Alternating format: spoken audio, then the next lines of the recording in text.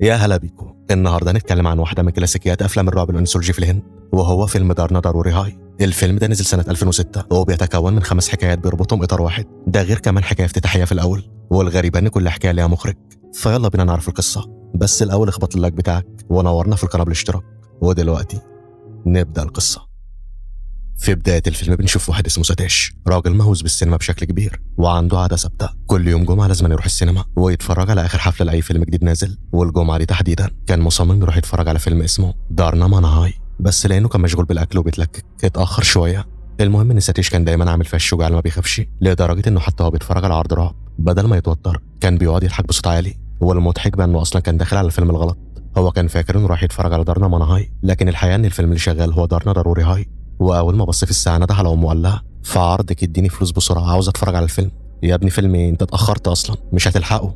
لكن رد عليها بثقه وقال لها انه هياخد الطريق المختصر زي كل مره. لكن هنا امه توترت جدا وقالت له بوضوح ما تمشيش من الطريق المختصر، وخليته يحلف لها لان الطريق ده بيعدي من وسط المقابر، والليله دي تحديدا الناس بتتشائم منها. وقعدت تخوفه وتقول له ان في الليالي دي ممكن عفريته او ساحره تلف في المقابر وصوت خلخال اي حد يقدر يسمعه. اول ما سمع الكلام ده الخوف مسكه فعلا، لكن لانه طول عمره بيمثل انه ما بيخافش خبى توتره وقعد يضحك. وبعدها خد الفلوس من شنطه امه وخرج بعد ما وعدها انه مش هيروح من ناحيه المقابر. لكن طبعا اول طريق خده كان نفس طريق المقابر، والاسوأ من كده انه كان ماشي بيهزر وبيستهزأ بالمكان وبالقبور وكانه بيتحدى اي حاجه مرعبه ممكن تحصل. وحتى كان بيتصرف باستهتار شديد جدا لدرجه انه كان بيقل ادبه على المكان كله، وبالذات على قبر بنت صغيره او شابه كانت لسه مدفونه قريب.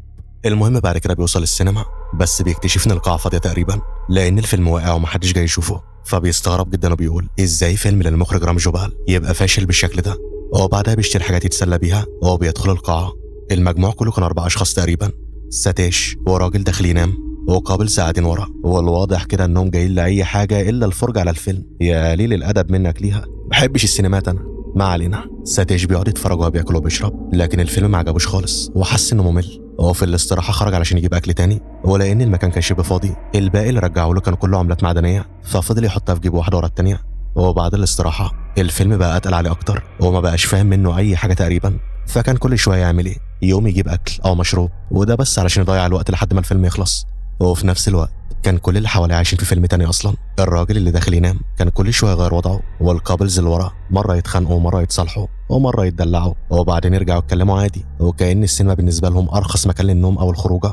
وفي الاخر من كتر الملل ساتيش نفسه بيغلب النوم، وفي احلام اليقظه بيحلم بعفريته، فبيتفزع وبيصحى لما فتح عينه اكتشف ان الفيلم خلص. وهنا بقى بيجي وقت الرجوع للبيت، والطريق اللي اختاره كالعاده الطريق المختصر، طريق المقابر. وهو جاي قبل كده كان ماشي عادي، لكن وهو راجع المكان بدأ يبان له مختلف ومخيف. والحقيقة ان المكان ما اتغيرش، بس اللي اتغير هو احساسه، لانه بدأ يخاف فعلا من المكان. اول ما دخل المقابر سمع صوت رنة متكررة زي صوت خلخال بيتحرك، وفورا افتكر كلام امه لما قالت له ان الساحرة او العفريتة صوت خلخالها بيتسمع لاي حد في المكان ده. وفي اللحظة دي بيحس انه اتورط بجد، كان كل ما يمشي يسمع الصوت وكل ما يقف يختفي. فبدأ يتخيل ان في حاجة ماشية وراه، لكنه من شدة الرعب ما كانش قادر حتى يلف يبص، مع انه من جوه الفضول كان عمال يقول له بص وراك بص بسرعه. وفجاه حس كأن حد لمس رقبته، وهنا اعصابه بتنهار تماما وجري من غير ما يبص وراه. وكان كل ما يجري الصوت يعلى اكتر واكتر، فبقى متاكد ان العفريتيه كمان بتجري وراه لحد ما بيقع على الارض ومبقاش قادر يتحرك. فافتكر في اللحظه دي ان الكائن اللي بيطارده مسكه خلاص، لكن الحقيقه كانت ابسط من كده، هو بس رجله علت في المكان. فبيتنفس نفس راحه، لكن راحته ما كملتش لانه اكتشف انه واقع قدام نفس قبر البنت اللي كان بيتريق عليها قبل كده وهو بيقل ادبه عندها.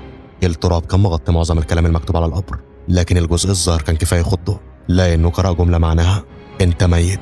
ومن هنا الرعب سيطر عليه بالكامل. اول ما شاف الجمله قام يجري، وخوفه بقى مضاعف لانه مش بس حاسس ان العفريته بس اللي بتجري وراه، ده كمان بقى كانه شايف خيال امه وهي بتقول له ما انا قلت لك ما تروحش من طريق المقابر. وساتيش بقى كانه محبوس جوه كابوس مرعب، والمره دي بالذات ما كانش بيضحك خالص ولا عامل فيها الشجاع. فضل يجري لحد ما نفسه اتقطع تقريبا، ومع ذلك ما قدرش يقف لحظه واحده، وبصعوبه شديده جدا قدر اخيرا يخرج من المقابر. واول ما خرج بدا يحاول يستجمع نفسه ويعمل نفسه رجع طبيعي، ولكن بمجرد ما لف وشه بيشوف قدامه العفريته بعينيه. وساعتها قلبه وقف من الرعب وقع على الارض، ولما وقع كل العملات المعدنيه اللي كان مخزنها في جيبه من وقت الاستراحه بتقع على الارض. وساعتها بس بيفهم الحقيقه، صوت رنة الخلخال اللي كان سامعه طول الطريق ده بس كان صوت العملات وهي بتخبط في بعضها. اما العفريته اللي شافها قدامه فطلعت في النهايه مجرد مجسم او كرتونه اعلانيه محطوطه بره المقابر علشان تروج لفيلم دارنا ضروري هاي. يعني في الاخر كل حاجه تقريبا كان ليها تفسير منطقي، لكن بعد ما فهم كان الوقت فات، لان قلبه كان واقف فعلا ومات. هو المفارقه القاسيه هنا ان الشخص اللي كان طول عمره بيتريق على الخوف بنفسه هو اللي استهزأ بيه. ووالدته اكيد هتفتكر ان عفريتها هي اللي موتته وان حصل له شيء مرعب فعلا. وفي نفس الوقت الحكايه فيها معنى. ساتيشي اتصرف بقلة ادب قدام المقابر، وده بيخلي موته كانه نوع من العقاب على اللي عمله. يعني القصه سايبه الباب مفتوح بين التفسير الخارق للطبيعه وبين التفسير المنطقي. وهنا ندخل على القصه الاساسيه اللي بتربط الحكايات كلها ببعض. بنشوف 5 اطفال كانوا في رحله مدرسيه وقرروا من غير ما يقولوا لحد يسيبوا الفندق ويدخلوا يتمشوا في الغابه، والوقت بيكون اتاخر والدنيا مليله. وفجاه وسط الغابه بيلاقوا بيت قديم جدا من نوعيه البيوت اللي من شكلها بس تحس ان اللي يقرب منها هيحصل له شيء مش كويس. وفكروا انهم يرجعوا، لكن المطر ساعتها بينزل بعنف، فبيضطروا يروحوا ناحيه البيت يستخبوا فيه. والغريب انهم اول ما قربوا منه باب البيت بيتفتح لوحده، فالموضوع بقى مرعب اكتر. دخلوا لقوا البيت من جوه شكله مخيف فعلا. وهناك بيقابلوا ست عجوز كانت قاعده لوحدها، وقالت لهم ان الخدام بتاعها نازل المدينه يجيب لها دواء ولسه ما رجعش. العجوز كانت بتتكلم معاهم بكل هدوء ولطف، وواحد منهم سالها هو انت مش خايفه تقعدي لوحدك في البيت الكبير ده؟ فردت عليه بهدوء وقالت له بخاف يا حبيبي وبخاف جدا. لكن عاشو اللي كان واثق من نفسه زياده قال باستغراب هو في هنا اصلا يخوف؟ فسالته يعني انت ما بتخافش؟ قال لها بمنتهى الثقه ابدا. فابتسمت لي وقالت له انا هخليك تخاف، هحكي لكم 6 حكايات وفي اخرهم اوعدك اكيد هتخاف لان خوفك ده هيكون ضروري.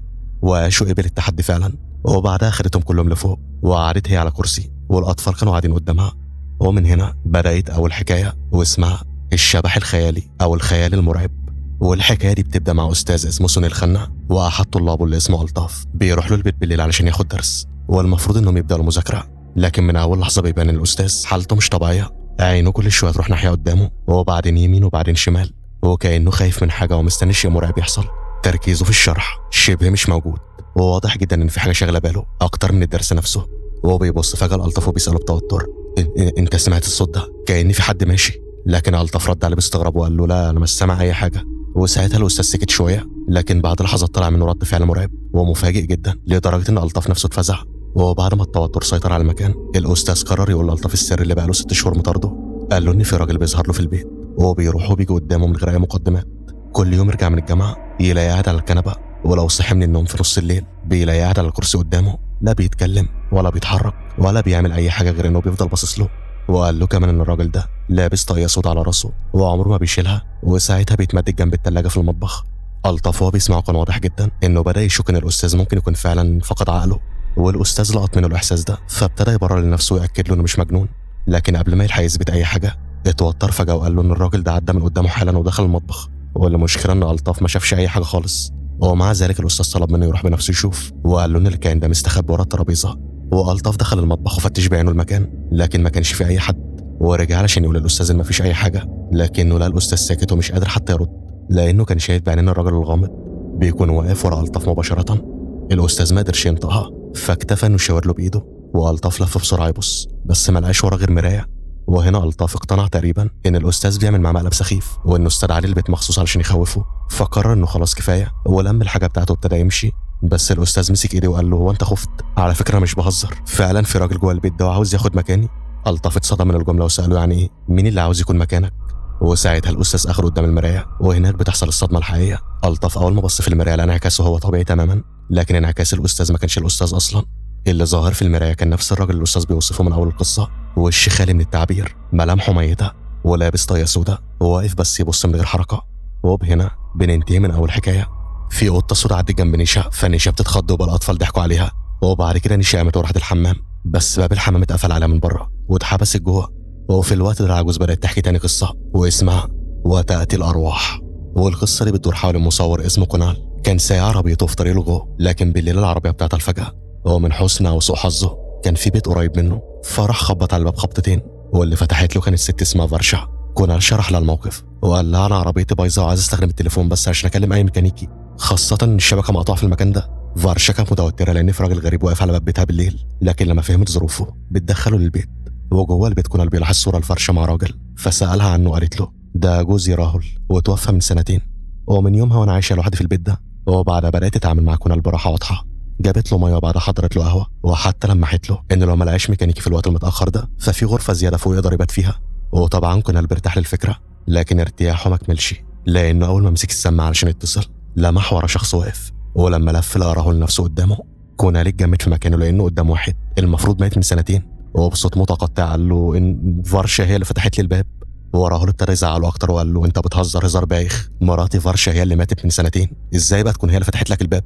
وبهنا كونال بيدخل في دوامه رعب حقيقيه، لانه فهم ساعتها ان الشبح مش راهول، الشبح هو فارشا، وانها من اول لحظه كانت بتستدرجه وبتقربه منها، والاسوأ انها كانت لسه واقفه هناك وكانها فعلا موجوده ومش موجوده في نفس الوقت. وكونال من شده الصدمه ما عرفش ينطق، ففضل يشاور لراهول ناحيه فرشه، لكن راهول ما كانش شايف اي حد. واللحظه الموقف كله وصل لاعلى درجه من الرعب. لكن بعد ثواني فرشه نزلت من فوق بشكل طبيعي ووقفت جنبهم، وهناك كشف ان الزوجين كانوا بيعملوا مقلب تقيل جدا في كونال، وان اصلا لا راهول مات ولا فرشه ماتت، هم بس كانوا زهقانين، ولما الراجل الغريب خبط على الباب قرروا يسلوا نفسهم شويه. بس بعدها راهول بيكشف له حاجه اغرب، قال له انا هوايتي هي استحضار الارواح، وهو مؤمن ان لو ركزت كويس جدا اقدر احضر اي روح وتظهر لي فعلا، لكن المشكله على حسب كلامه ان استدعاء الروح اسهل من صرفها بعد كده. وعلى فكره قبل وصولك كنت بالفعل بحضر روح. كونال ما كانش بيهتم بالكلام ده لانه ببساطه ما كانش مؤمن بالارواح من الاساس، وقال لهم بشكل ساخر لو في اللحظه دي حد اختفى منكم فعلا ساعتها بس هصدق ان في اشباح. واول ما خلص الجمله اللي هو فرشه اختفت قدامه، وهو في اللحظه دي راهول قال له من جديد هو انا مش قلت لك من البدايه ان فرشه مراتي ماتت من سنتين اللي كانت موجوده معانا دي روحها اللي حضرتها؟ بس رغم كده كونال فضل مقتنع ان راهول لسه مكمل في المقلب. بس الموقف بدا ياخد جديه اكبر، ووش راهول نفسه بقى مرعب، وفجاه فرشه ظهرت من ورا ستاره وخضت كونال مره تانيه، وهنا بيتاكد ان الناس دي مجانين وهيفضلوا يلعبوا باعصابه. وبعد المقلب التاني بقى واضح ان مفيش اي سبب يخليه يفضل في البيت ده ثانيه واحده، فبيقرر يمشي فعلا، لكنهم وقفوا للمره الثالثه وقالوا له ان راهول هيجيب له الميكانيكي خلال 5 دقائق، وبطريقه استهزاء ومخيفه في نفس الوقت وضحوا له ان المقصود مش هيجيبوا له ميكانيكي حقيقي لكن روح ميكانيكي. وبعدها راهول قعد يركز وكانه بيستدعي فعلا روح او يمكن بيحضر لمقلب ثالث. واثناء كده كانت فرشه بتلف حوالين كونال وتكرر السؤال بحاجه غريب، هي الارواح بتيجي فعلا لما حد بيناديها؟ والاجابه جت اسرع مما كانوا متخيلين. فجاه سمعوا صوت خبط على الباب، وراهول قام خرج يشوف مين، وبعد لحظات صرخ ونادى فرشه بسرعه، فخرجت له لقوا بره جوه العربيه جثه كونال ميت على الكرسي. وهنا بتتقلب الحكايه كلها راسنا العقب.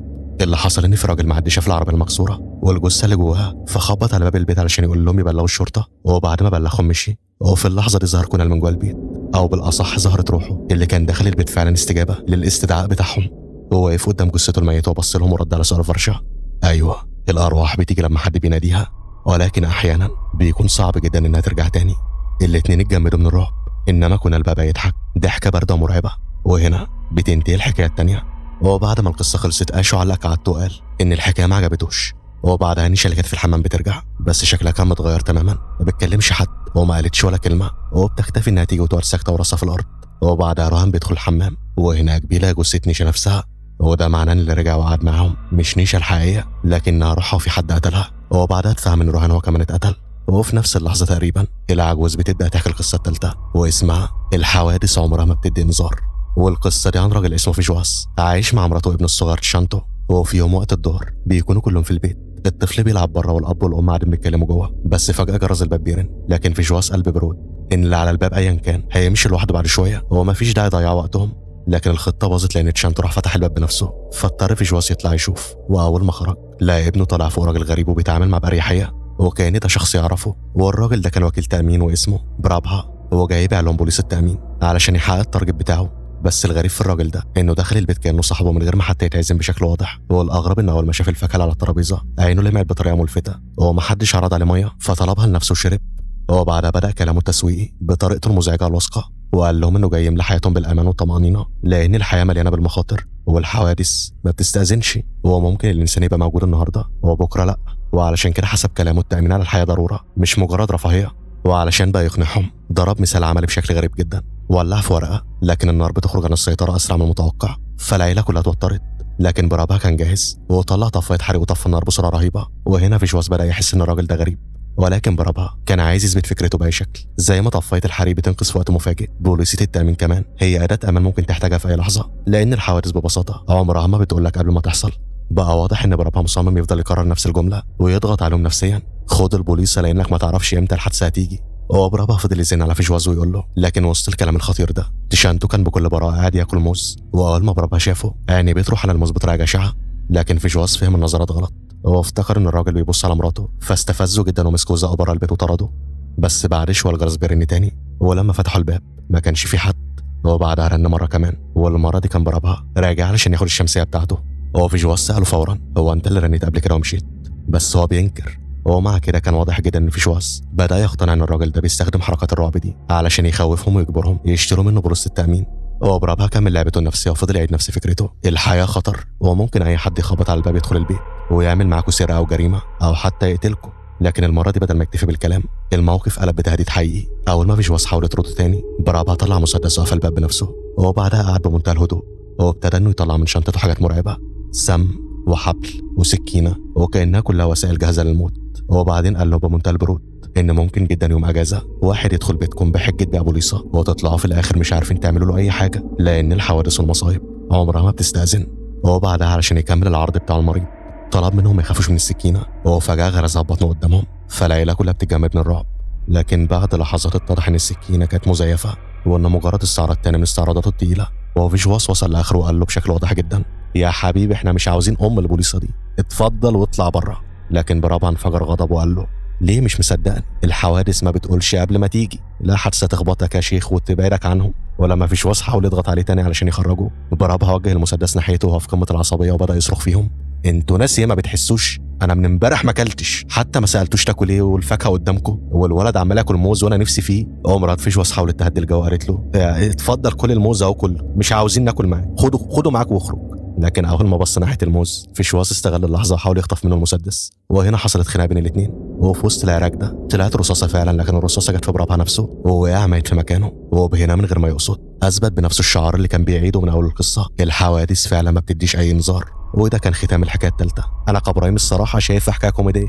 المهم بعد ما الحكايه خلصت روح رهان رجعت هي كمان وقعدت وسطهم في كل هدوء، وبقى واضح ان الاطفال واحد ورا التاني بيتبدلوا من احياء لاشباح. وبعدها اديت قامت تنزل تحت تشرب ميه، وهناك حصل واحد من اكتر اللحظات المرعبه في الفيلم. كانت في صوره ست جنب زير الميه وعينيها مقفوله، لكن اول ما اديتي قربت الست اللي في الصوره فتحت عينيها وبصت لها وابتسمت ابتسامه مرعبه. وفي نفس المكان اديتي بتتقتل هي كمان، وبعدها زي اصحابها بترجع في صوره روح زي الباقيين.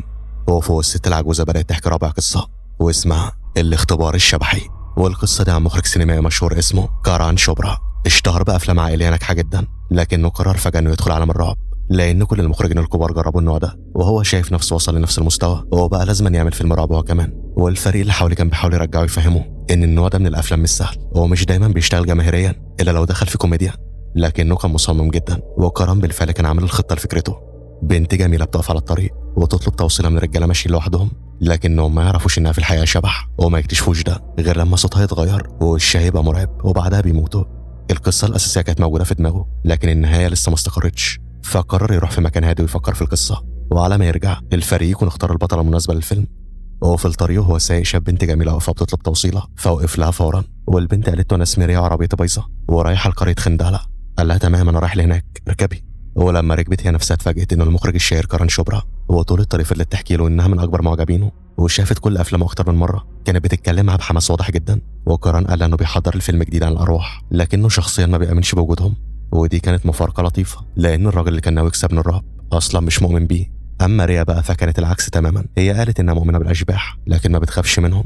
وبعدها بيحكي لها فكره فيلمه من غير ما يكون داري ان اللي بيحكيه هو تقريبا نفس الموقف اللي هو عايشه دلوقتي. فريا بصت له وقالت له ان دي مش مجرد قصه، ده حكايتها هي شخصيا. وقالت له انها ماتت على نفس الطريق ده من 15 يوم وعلشان كده ما قدرتش تشوف فيلمه اللي كانت حاجزه له تذكره. ومن ساعتها وهي بتوقف العربيات وتركب مع الرجاله لوحدهم وبعدين بتموتهم.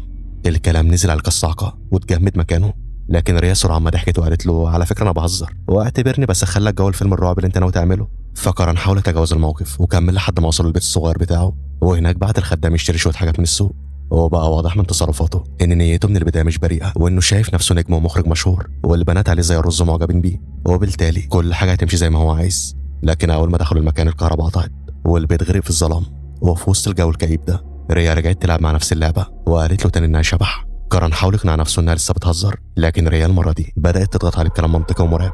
قالت له انها من البدايه ان عربيتها بايظه، لكن هل هو اصلا شاف عربيه؟ وقالت له كمان ازاي بنت لوحدها تركب بالليل مع راجل غريب وتيجي مع لحد بيت معزول مش موجود فيه غير هما الاثنين من غير ما تخاف منه؟ مش ممكن برضه تغتصبني او تعمل فيا حاجه؟ مين يعمل كده لو كانت حياته لسه في خطر او لو حياته اصلا خلصت؟ وبعدها بتواجهه في حقيقه اعمق واقسى. قالت له في واحد قبل كده وقف لي على الطريق زي ما انت عملت وخدني معه وحاول يعتدي عليا، ولما فشل رماني جنب الطريق وسابني اموت. ومن يومها بقى وانا بمسك الرجاله اللي شبهه لانهم في نظري كلهم واحد.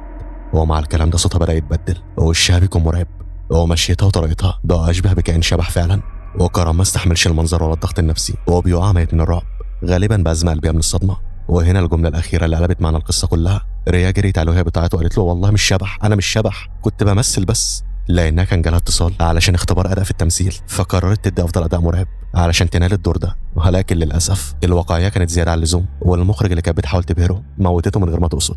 ودي بتكون نهاية الحكاية الرابعة. بعد ما الحكاية خلصت روح قعدت رجعت هي كمان وقعدت معاهم في هدوء، وبعدها جولي نزلت تحت وهناك اتقتلت هي كمان، وبترجع هي الأخرى في صورة شبح. وبحلول اللحظة دي النور كمان كان بيختفي، لكن عاشو لسه مصر انه مخافش ومش واخد باله اصلا ان كل اللي قاعدين حواليه كلهم عبارة عن اشباح. وبتبدأ العجوز خامس واخر حكاية واسمها انتقام العروسة. القصة بتبدأ عن شاب اسمه أجاي، كان سايق عربيته في ليلة ممطرة على طريق مقطوع، وبيعمل تقريبا كل الغلطات اللي ما ينفعش حد يعملها وهو سايق. بيشرب وبيتكلم في التليفون ومش مركز، وفجأة بتظهر قدامه بنت على الطريق، فبيدوس فرامل بسرعة وبينزل علشان يشوفها، لكن أول ما شاف وشها المحروق بيتجمد مكانه. ولما فاكتشف انه في الحجز هو متهم انه قتل الراجل بطريقة بشعة، بس هو نفسه ما كانش فاكر أي حاجة. وبعد شوية ضابط الشرطة بيجيب والدة القتيل علشان تشوفه. الأم كانت منهارة وابتدت تضرب أجاي، لكن الغريب انه ما كانش بيتفاعل ولا بيرد. وقالت ان جوزها مش موجود لانه في بونا، وان ابنها كان لسه متجوز لكن مراته هربت مع واحد تاني. واول ما نطقت الكلام ده أجاي نفسه اتكلم بصوت غريب ومخيف، واتضح ان اللي بيتكلم من جواه مش هو لكن البنت اللي شافها على الطريق واللي اسمها سانديا. وهي بتكشف الحقيقه، سانديا دي كانت كنتهم يعني مرات ابنهم، والعريس وامه وابوه اشتركوا كلهم في حرقها وهي عايشه، ووقفوا يتفرجوا عليها وهي بتصرخ وبتتلوى لحد ما ماتت. ومن وقتها روحها فضلت تايهه ومليانه غضب ومستنيه جسم تدخل فيه علشان تاخد حقها. وبالصدفه لقيت أجاي في الطريق فلبست جسمه ووصلت من خلاله لجوزها وقطعته الحتت، وقالت كمان لحماتها انتوا ما كنتوش موجودين وقتها والا كنت موتكم انتوا كمان. ودلوقتي انا راجعه في جسم أجاي علشان اكمل انتقامي. بس الضابط ما صدقش ولا كلمه واعتبر اللي بيحصل تمثيليه، وحتى ضرب أجاي بالقلم وقال له بطل شغل يالا الجنون ده، لا التمثيل مش هيخفف عقوبتك. اما الست فكانت فاهمه كويس جدا ان اللي بيتكلم فعلا هو سانديا، والرعب ده نشف دمها. والضابط فضل يتريق ويقول احنا هنحاسب شبح ازاي يعني، بس استهزاءه ده ما عجبش الروح. وفي لحظه خرجت من جسم أجاي ودخلت جسم الضابط نفسه، وخلال ثواني خلت الضابط رفع مسدسه وقتل حماتها بايده. وبعد ما خلصت قالت لأجاي الضابط دلوقتي هيفهم انها حقيقيه وغصب عنه هيضطر يسيبك تمشي بكل احترام لان الجريمه دي حصلت على ايده هو. أجاي كان متأيد ومش قادر يعمل اي حاجه، وبتخرج بعدها الروح من جسمه. والضابط فضل مصدوم مش فاهم اللي حصل ولا امتى حصل بالظبط اساسا، ولا ان ما كانش عنده اي تفسير منطقي ولا اي مخرج تاني. قرر انه يدفن الموضوع حرفيا، خفى الجثه في مكان بعيد وبيغطي على القضيه وخلى كل واحد يمشي في طريقه. لكن الحكايه ما انتهتش هنا، لان ساندي رجعت ظهرت في الكنبه الخلفيه لعربيه أجاي وقالت له لسه في واحد باقي، حمايا اللي موجود في بونا، انتقامي لازم اكمله للاخر. فبالتالي أجاي هيضطر ياخدها معاه بالعربيه لحد هناك، وهي بعد كده هتلاقي طريقه تكمل بيها مهمتها. ومن هنا بننتهي من القصه الخامسه. وبعد ما العجوز خلصت كل القصص عاشو كان لسه مصر وثابت عند موقفه، وهو بيقول لها على فكره انا لسه ما خفتش، والخوف مش ضروري زي ما انت قلتي. بس هو افتكر حاجه مهمه وسالها انت قلتي هتحكي لنا 6 حكايات لكن انت حكيتي 5 بس. وساعتها العجوز قالت له بهدوء انا فعلا حكيت 6 حكايات، واكتر حكايه مرعبه فيهم كانت الحكايه اللي قالتها لهم تحت عن نفسها وعن الخدام. هو انت تقصدي ايه؟ مش فاهم. العجوز ابتدت تضحك بطريقه هستيريه، وفجاه النور بيقطع، ولما النور رجع عاشو بص حواليه فلقى نفسه لوحده تماما في الغرفه، كأن ما حدش كان موجود اصلا، لا اطفال ولا عجوز ولا اي حد. ودي كانت اللحظه اللي فهم فيها اخيرا انه طول الوقت كان وسط اشباح وخلاص الدور جاي عليه هو كمان. وفي الخاتمه القصه الاطاريه نفسها بتكتشف على حقيقتها. البيت ده من زمان كان بتاع عجوز بتحب الاطفال جدا، لكن ما كانش عندها اطفال، وخدامها كان بيسيبها ساعات طويله علشان يروح يجيب لها الدواء، بس لما رجع لقاها ماتت. ومن بعد موتها شبحها فضل في البيت، واي اطفال يدخلوا المكان بيكونوا جزء من حكايتها المرعبه. عاشو كان بيحاول يهرب ويفتح الباب لكن الباب ما كانش بيفتح خالص، وفجاه بتظهر له الست العجوز بس بشكلها المرعب الحقيقي. وفي اللحظه دي الرعب اخد منه كل حاجه وهو بيموت هو كمان من الخوف. وفي صباح اليوم التالي بتوصل الشرطه وبتبدا تنقل الجثث، وخلال التحقيقات استدعوا خدام العجوز، فحكى لهم ان البيت ده بقاله سنين طويله مهجور، وقال لهم ان زمان كانت عايشه فيه ست عجوزه كانت بتحب الاطفال جدا بس ما كانش عندها اولاد، ولما رجع لها ماتت. يعني قصه الاطفال كانت القصه السادسه اللي حكيتها لهم من غير ما ياخدوا بالهم. هي اصلا كانت ميته من زمان، وبسبب تعلقها الشديد بالاطفال فضلت تجرهم واحد ورا التاني للعالم بتاعها وتخليهم يفضلوا معاها في البيت كاشباح يسلوا بعض بقى وكده. ودي بتكون نهايه الفيلم. اتمنى الشرح يكون عجبكم، انتظرونا في كل جديد. رمضان كريم.